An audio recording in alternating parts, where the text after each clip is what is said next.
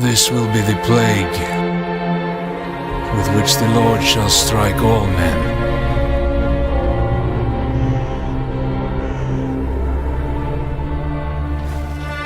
We are all that's left of a city beyond redemption, fulfilling our sacred duty to free the souls of the damned. Good to go up here! Mindset. That should hold. Father, forgive us. We shed this blood in the name of mercy.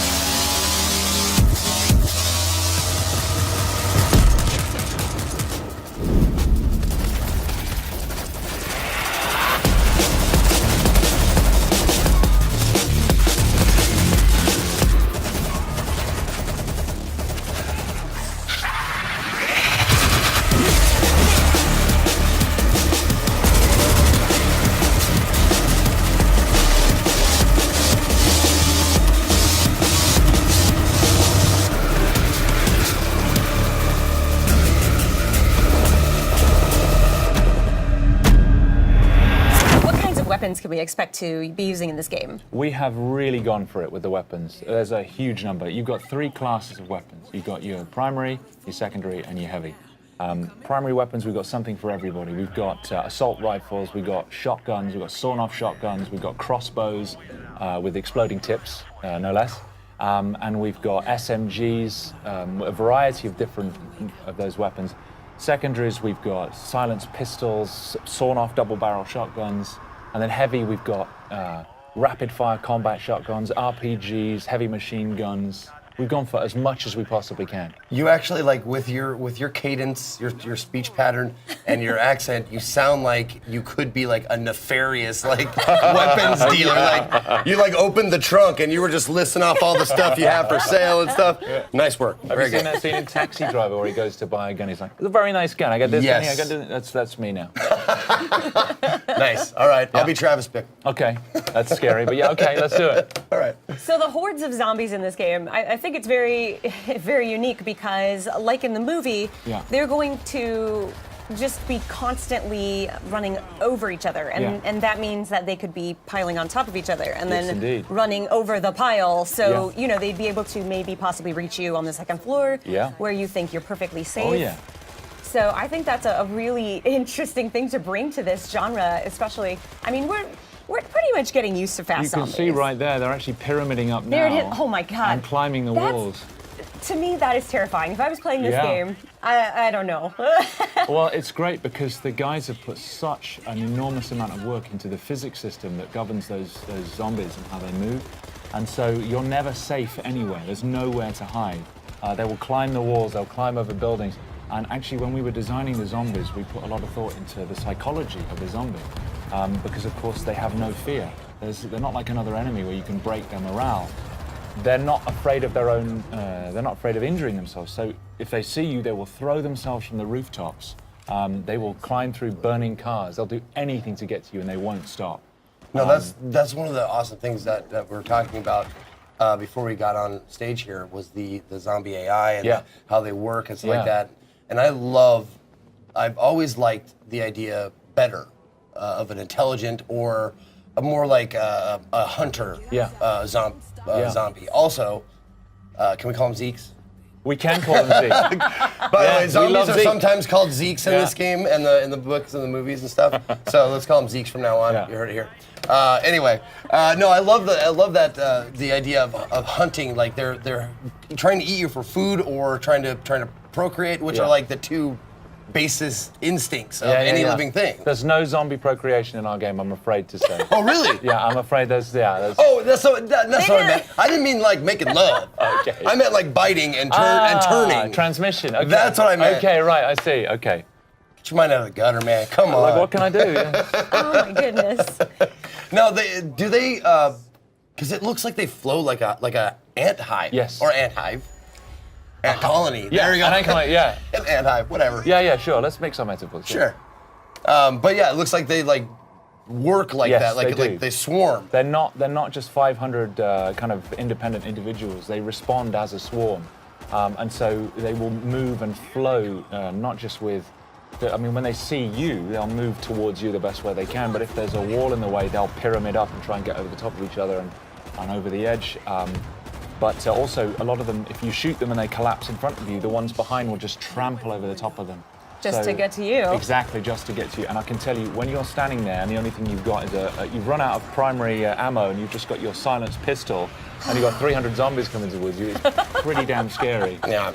Well, that's gonna be me, obviously, because I've never been very accurate. I've always been a spray and pray kind of guy. Yeah. But thankfully, you said there's a myriad of weapon choices, so Yes. I can be the heavy guy. Yes, you can. Like, yeah. not just the heavy guy, but There's we've got character development, so you've got progression. And as you build up experience, you can develop your character. You specialize in a class. You have a skill tree. You've got weapon progression as well, so you're customizing your weapons and building up on that. So there's just so much room for growth in the game. Can you tell us more about the characters? Are these player created or are these specific characters that you've written? Yeah, so we've written these characters. We've put a lot of thought into their backstories. What I like so much about the book is there's a lot of normal people who survived in the war because of characteristics they already had. We've gone down the same route. So in the New York episode that we're demoing, you've got Arnetta Larkin, who she's a woman. She's doing cable rigging for a power company. And she's just trying to get home to her kids to see if they're still alive.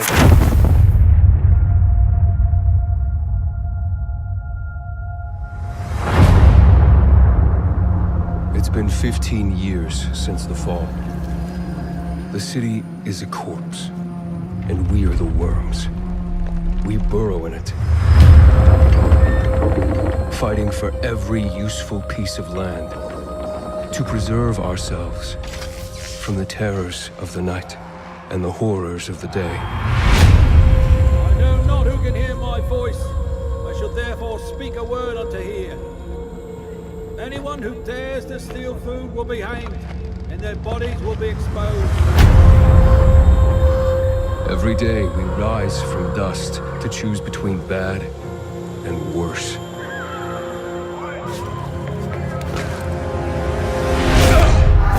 Get him! You're dead now!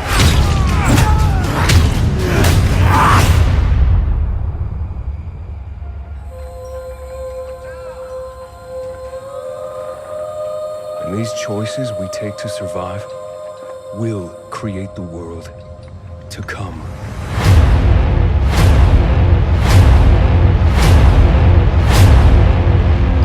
You know the drill. Get to the nearest safe house and wait until dawn. Good night. And good luck.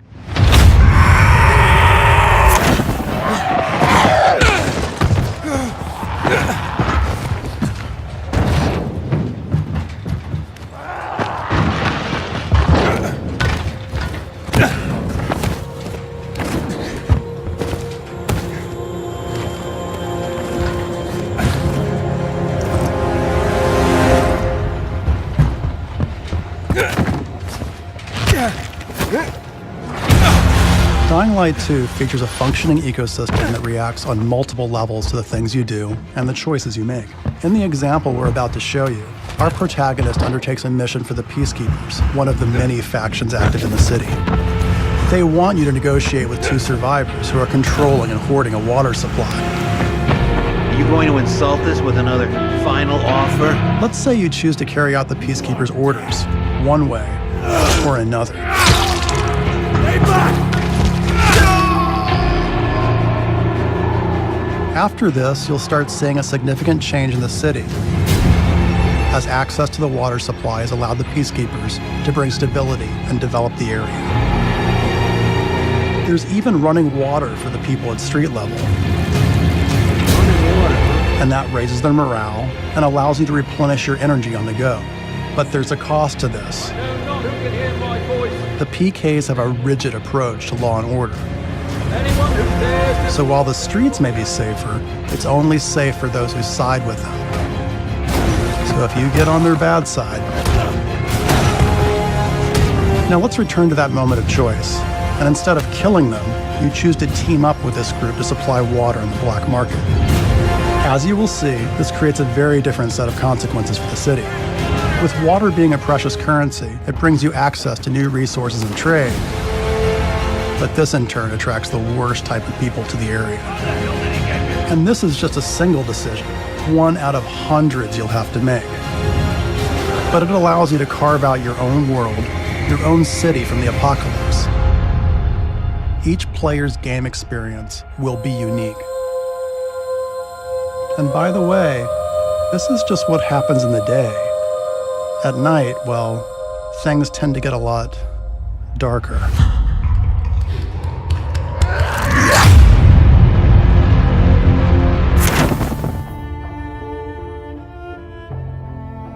Someone asked me once if I remembered how it all went down. As if it happened so long ago that anyone could forget. So yeah, I remember. I remember when our homes and our towns turned into graveyards. When the wilderness became our only hope for survival. I remember when the planes fell out of the skies. When the trains stopped running. When the turbines shut down and the world went dark. I remember when they put up the razor wire like it was gonna stop anything. And the feds ran out of body bags. Deep, rope. And some of us sort of lost our minds. I think he's dead. Some lost more than that. Much more. I remember when we lived by a code, when brotherhood meant something, and living meant more than surviving. Goddamn liar! So yeah, I remember how it all went down. I don't give a damn about any of that. You know what I remember most? Riding the open road. The smell of your hair. The touch of your skin. I remember you. But those days are gone. Now I'm a drifter. A bounty hunter. A mercenary. And for me, the broken road is all that's left. But I'll always remember. John, what was the inspiration behind this character? Well, a few things. He's broken. So you saw from a couple of trailers that we've released that he's lost someone and it's scarred him in a way. And it's like Jeff would like to say, everybody loses people, in these kinds of end of the world scenarios. So what's particular about Deacon though is that he was an ex-member of an outlaw motorcycle club. And therefore, he has a love of the open road. He has a love of motorcycles. Yeah. There's a sense of brotherhood, and you can see that here in these scenes with him and his best friend, Boozer. And so it was that combination that really sort of drew us to this particular character. Right, we're going to continue to learn about him as you're playing the game, correct? About him and his backstory and why he is the way he is.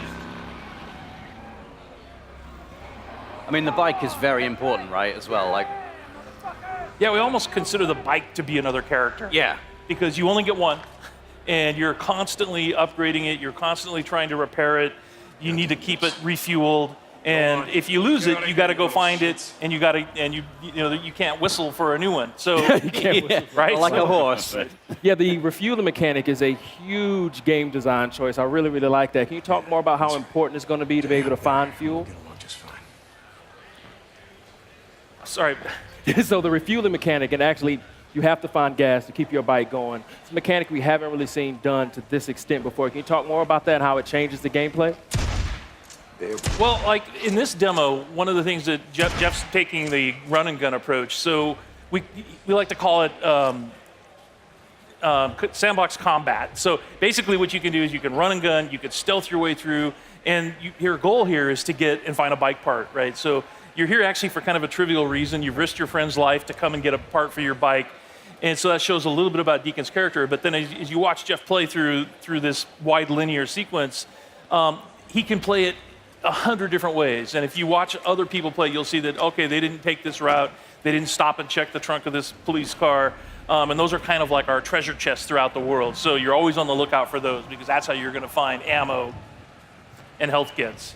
And then you're seeing one of our stealth mechanics here. If you're quiet, if you crouch walk and you walk up behind an enemy, then you have the opportunity for a stealth takedown. And what can you tell us about the Freakers? Because they're quite unique. And we've seen, a fair few undead enemies in video games before. What makes the Freakers unique? And what was your decision-making behind making them the way they are? They're alive. They're alive. Yeah, they're not zombies. They're alive. And so that sounds trivial, but it's not, because it basically means we have a full day-night cycle in the game. Right. And they have things that they do. There's an ecosystem, and they have to eat, they have to drink, they have to hibernate. And so you will find them, like in this scenario, you'll see that there's some nests, and Freakers build nests for reasons you discover while you're playing the game. And then you can take those nest zones out in order to free up fast travel routes. So it becomes part of the metagame. But Freakers are evolving. They're living creatures who have been affected by this virus. And there's several different types. And some of our trailers you've seen, we've shown the Screamer, which is a female that can have sort of alarm system that will bring in more Freakers. Right. We have the infected bear, so it infects animals. In our last trailer, we showed mountain lion and the crows. Right, so you have so it's just it's a wide variety of challenges for the player. And like we said, the world comes for you, and that's part of it. Is that these creatures are always after you, and at night they're stronger. Yeah. If it starts raining, they become stronger.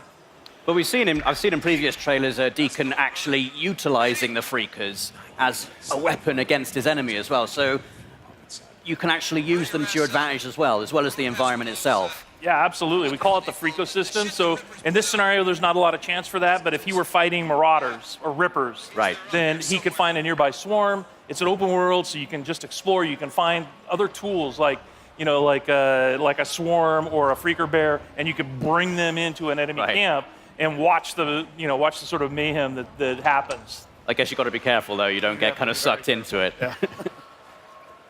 I like this gun, you guys. So you have melee combat and you have gun combat. Can you talk about how you designed and balanced for both?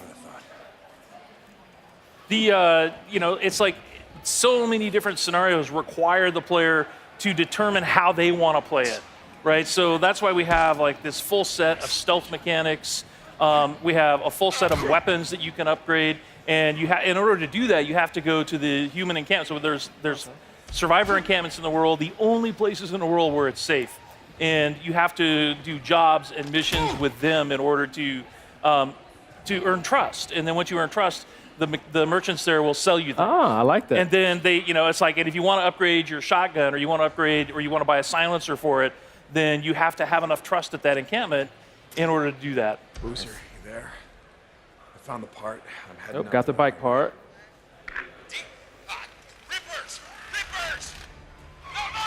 Resident Evil 2 here, got quite a crowd here at the PlayStation E3 booth. So here you can see, again, Resident Evil 2 is very near and dear to tons of people's hearts. And just this first shot of the Raccoon City Police Department, like the huge open foyer, like tons of nostalgia just like hit you. It's pretty crazy. Like, not everything is exactly where you remember it, but that's kind of intentional because this game isn't just a remake. It's a whole new game that we're building off of the foundation that the original game had built. So there's going to be a lot of familiar stuff, but there's going to be a lot of new stuff as well. So. And that's how you got to do it, right? I mean, it's been close to 20 years, hasn't it? Yep. Right. This game alone, 20 years. Wow. Does it make you feel old, Sid? I feel old when I know. That makes me feel a little old. David, Marvin, you there? I found the way out. It's in here. So did you actually go back and rewatch the original and then like frame by frame decide what you wanted to keep in and what you wanted to update? Definitely, yeah. Some of them were like are pretty faithful to the originals, but something like this back in the day on PlayStation, it was the graphic power is not quite the level of PS4 or PS4 Pro just yet. A lot of the movements, characters jumping around, fully voiced stuff It's a little bit more crude, but definitely classic. But some stuff is new, but some of the originals are there as well. So a big change here is the fact that we're really playing the game. We're Leon Kennedy. And when I think of Leon Kennedy, I think of Resident Evil 2, but I also think of Resident Evil 4. Yes. And you guys have opted for more of a Resident Evil 4 approach to the controls. So tell me a little bit about that. Definitely. So the over-the-shoulder thing, we know it's the original game with the fixed camera in the corner. That's very, again, near and dear to people's hearts. But with the over-the-shoulder camera, we're building a new game. This isn't a remake of the original. It is a full new game that we really want to push. And the idea of having over-the-shoulder, the pinpoint accuracy of really trying to take down zombies, it felt better for this experience. So that's where we went through. So. But the big difference is the it's less shooter elements compared to the Resident Evil 4. This is more, like a Metroidvania style, survival horror, classic gameplay. So we actually try to keep the original, gameplay feel from the original. So that's kind of what we were trying to do in this new Resident Evil 2 as well. The lighting feels very similar too. Yes. Yep.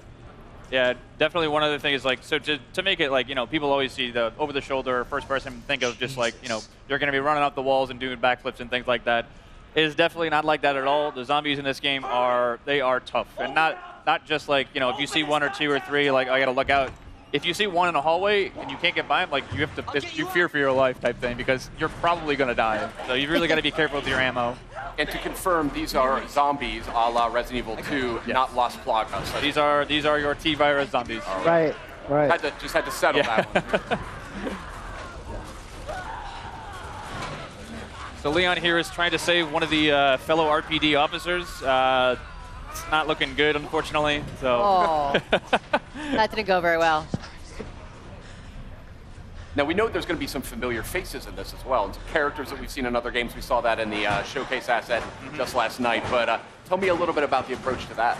Definitely. So we've got, of course, not only do we have Leon has his own campaign, we also wanted to bring back Claire Redfield. So she's not playable in this demo, but she, as well, is going to get her full playable campaign, too. Awesome. So, the rest of the characters are kind of, we haven't really confirmed too much yet, so I advise you to go back and watch the trailer. You can kind of make some good guesses, I think, based on those, but we'll leave it to your imagination. Awesome. This is cool here. This is super tense. So we're getting into here. So every time a zombie bites you, you really feel like you get that over-the-shoulder perspective really helps because you get to see the zombies. You really feel them kind of bite into your neck just like that. Yeah. It kind of disorients you, too, when you get that, so you're spun around. It creates sort of a real sense of oh, crap, what's going on? A zombie is actually attacking me. And this is all running in the engine of Resident Evil 7, right? It is. This is actually the RE engine. So the same game that powered RE7 is actually going to be running this game, too, as well. H, are you okay? You going to do this? Yeah. It's very terrible. So again, they are no joke. You get bit once or twice, and it's almost done. So. Oh, really? Okay. Yeah. Look at this, restroom. We added the restroom. Yeah, so that was one thing that was really, in the PS1 game, it was one of those limitations back in the day, but there were actually no restrooms in the original PlayStation. Right. That's a good point, actually. Right? So in this demo, we wanted to make sure that we have a fully functioning bathroom. We put a little treat inside there for you, or a first aid spray. That's a backup box. If I've ever heard of one. I noticed you just picked up some first aid spray before. A lot of what I love about survival horror games is the limited supplies. You really have to think things through. Is that an element that you guys are working with? Yeah, those are sort of the emergency last minute things. But again, it is really survival horror to its fullest. You're going to need to conserve those. As you can see in his inventory there, he only had a handful of bullets. So if you run out of bullets, there's no we did add certain things if you find a la RE7 some gunpowder and some other resources, you can make more. But if you're out, you're pretty much going to be out. So really wanted to drive home the survival aspect of this game. Is there a knife? Is that included? There is. So a little bit later, if we get far enough, we will show you the knife. It functions a way similar to when we did the original Resident Evil 1 remake. So instead of just being something that you use, and you can slash it to keep guys at bay, but these guys are ironclad, and that's generally probably not the best idea. Yeah. If you do get grappled, you get the chance to use it as sort of an emergency weapon to get rid of that zombie and get him off you. Cool. But if it's still, it does have a little bit of durability as well. So if it's still durable enough, you can actually pick the knife up off the zombies that you just killed, get a little bit more out of it too. So interesting. What other sort of mechanical tweaks and changes are you guys implementing here that longtime fans might notice? definitely. Kana-san, you want to take this one? Well, yes, the gameplay mechanics. So since we actually feature now over the shoulder camera view. So the we actually trying to put like more kind of like intense combat feel against the zombies. So and also the way like Leon is actually shooting is the kind of like more like natural feel, more close to the like Resident Evil 7 kind of combat style. Yeah. There is some stuff a little bit later in the demo too, where it wasn't present in the original game, where it's a little bit, again, pushing that survival aspect of the game. You can find like wooden boards to board up windows, to choose whether you want to board up that one, if that zombie is a really problem for you. Otherwise, you can save it later in case something else comes up, but it really is about that choice of how do you want to play. That is cool. That's something I've always wanted to see in more like zombie games. Is right. The ability to fortify. You know what I mean? Stuff. Because that's like the first thing you're going to do, right, if you were in a real zombie attack. Board everything up. And you're obviously Sid and I are big Resident Evil fans, but for those out there that maybe haven't approached the franchise before or something, do you feel like this is a good title to start with? Mm-hmm. Definitely. I mean, this is almost the like Resident Evil 2 is obviously the second game in the franchise, but really is sort of the genesis of where a lot of the groundswell around the brand came up. So again, if you haven't played this title before, the story is about Raccoon City is a Midwestern town. A mysterious outbreak hits. Zombies are everywhere. It's Leon, the guy with the RPD vest on here. It's his first day on the job as a cop, and he's basically coming to work, and what happened? There's zombies everywhere. He's finding his comrades or basically going through hell. And Claire Redfield, who is the other character in the game, she's a college student. She's looking for her brother Chris, who works in the Special Forces. And they basically fates intersect, and you'll be able to sort of see each other's perspectives throughout the game. So now he's got the combat knife. Yes. So here we have our knife. Yeah. That we get from Marvin. Marvin, yes.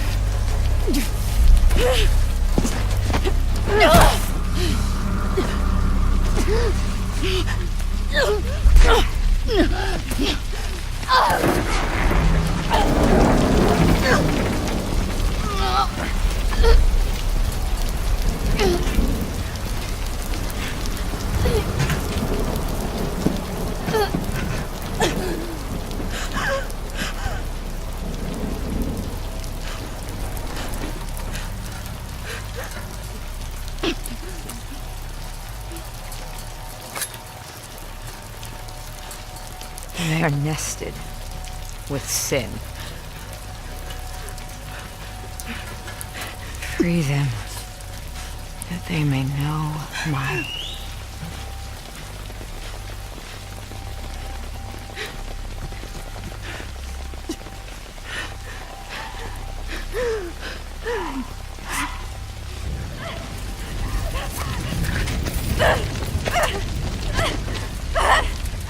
Yara!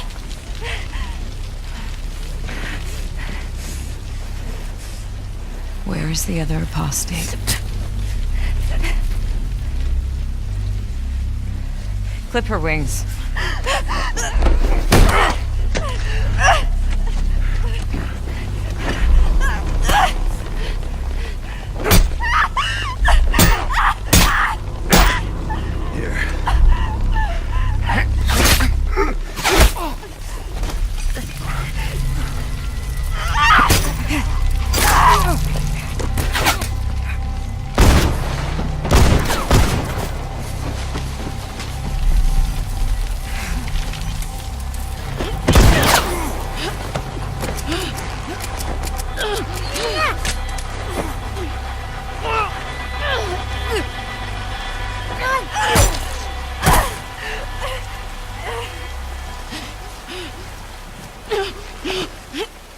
Yara.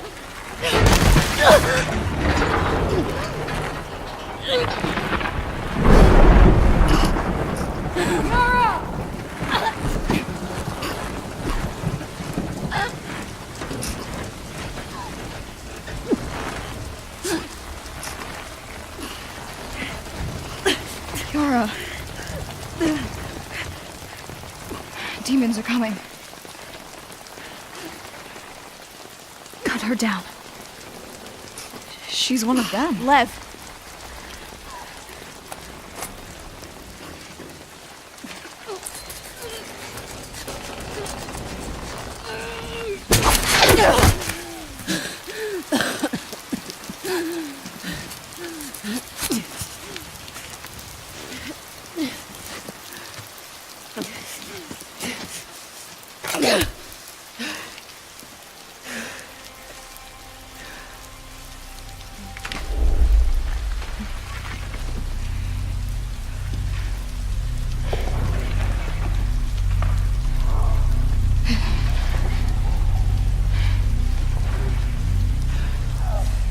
Watch your backs.